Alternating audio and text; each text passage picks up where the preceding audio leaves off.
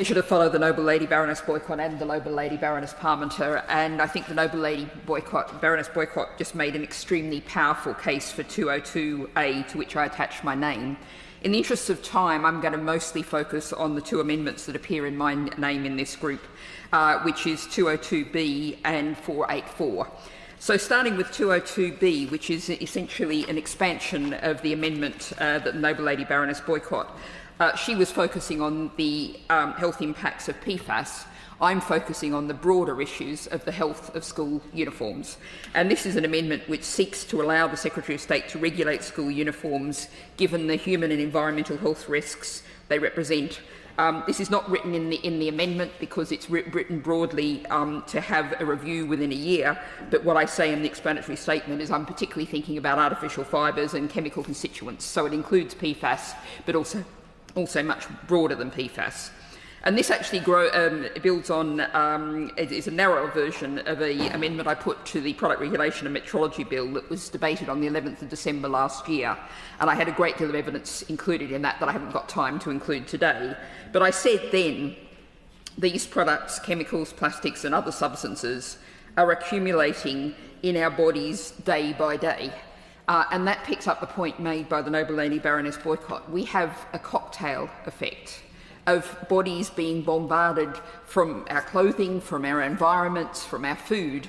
And we're talking about young people who are going to live decades and decades accumulating more and more of PFAS, accumulating more and more plastics in their bodies. And I think it's particularly important when we think about school uniforms. We're forcing pupils to wear them. This is the state mandating people to wear clothing which is highly likely to be doing them harm, our children. And we think about how it's going to go from the clothing into people's bodies. The blazer, the pupil is running for the school bus or running around in the playground. Smaller children, they touch their clothing and then they put their hand in their mouth, or they touch something else. They're going to be ingesting whatever is in their clothing. And just to pick up, and it literally is week by week now, we're getting more medical reports, research reports on the impacts, but just this week they've found microplastic particles in human semen and female reproductive fluids. And there is great concern about the potential impacts on fertility, as already been referred to. There's microplastics in samples of human penises, and this may have a role in erectile dysfunction. Just a study literally out this morning from the Netherlands. In PFAS, every single person in the Netherlands, and there's no reason to think we're any different, has multiple types of PFAS in their blood, and virtually all of them are above healthy limits. Now, we don't know what we don't have detailed explanation of exactly what impact all of these things have or what this cocktail has, but we apply the precautionary principle to the environment. Surely we should be applying the precautionary principle to the health of our young people and the clothing we are putting them in. Now, has already been referred to, France is moving on a ban on most PFAS imports and manufacture, and by 2030 will have banned all PFAS-treated textiles. I note, interestingly, in the debate on the Product Regulation Bill, the Noble Lord Sharp of Epsom, not I think currently in his place, got quite concerned about what had made his shirt non-iron. And I had to go away and look this up, and it's formaldehyde. And Europe has stepped up, has stronger regulations now on formaldehyde exposure in products than we do. The National Trust in 2019 recognised that the artificial fibre fleeces it was supplying to its staff and putting in its shops.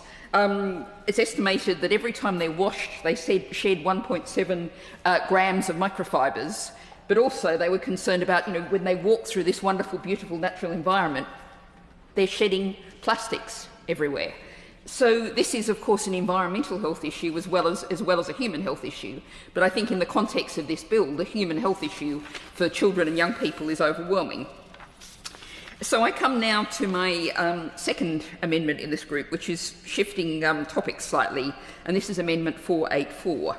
And this is school hair requirements Pupils must not be denied opportunities to take part in classes or any other school activities by reason of their haircut or style, unless for reasons of health and safety.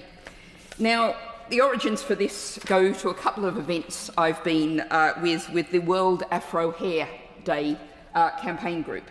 And to quote Michelle de Leon, the founder of that group, the bias against Afro hair has become ingrained in some parts of the education system.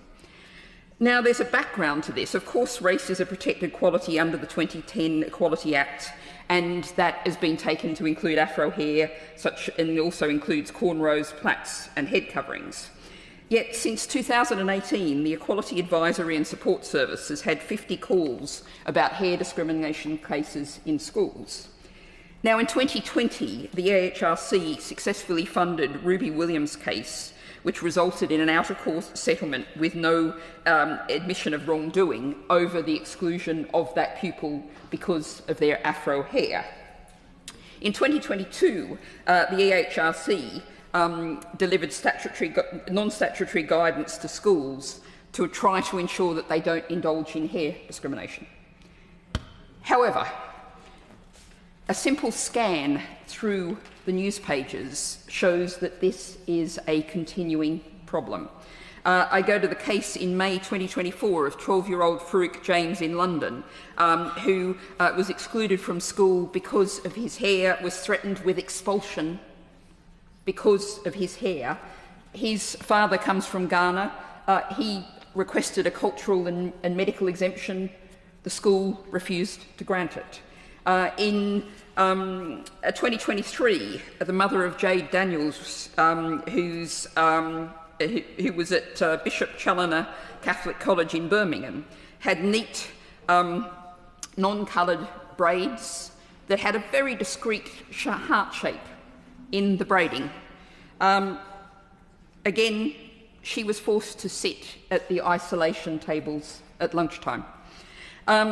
Another case, 2023, Myla at the Boar Beacon School in Walsall. For a wedding, she'd had hair braids that had some red colouring incorporated in the braids. Again, she was put into isolation while other pupils in her class had hair that was dyed in colours. Now, my lords, this, I believe, is a problem that we have to tackle, and the EHRC has tried to tackle it. And I tried to think, how could I write an amendment that would do a better job than the EHRC to tackle this issue, given they've failed? And I thought, I don't think I know how to do this, and it's clearly a continuing issue. And then I thought more broadly about the issue of hair overall, and not just children with Afro hair. And we look at cases like the 10-year-old Evie, who was excluded because she'd had her hair dyed in a split style. One side was a different colour to the other. In September last year at Kincaid Primary School in Blackpool.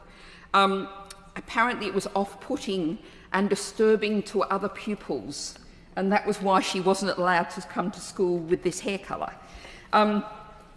We go to the case of Stroud Academy in Kent. A 15-year-old boy had his hair cut very short to help control his eczema, and also had a skin fade. He wore it at school for 4 days, and then he was placed in the behavioural unit because of his haircut and because of his skin fade. He got a doctor's letter, and he was finally, on the September 30, apparently the hair had grown out enough and he was allowed back into class.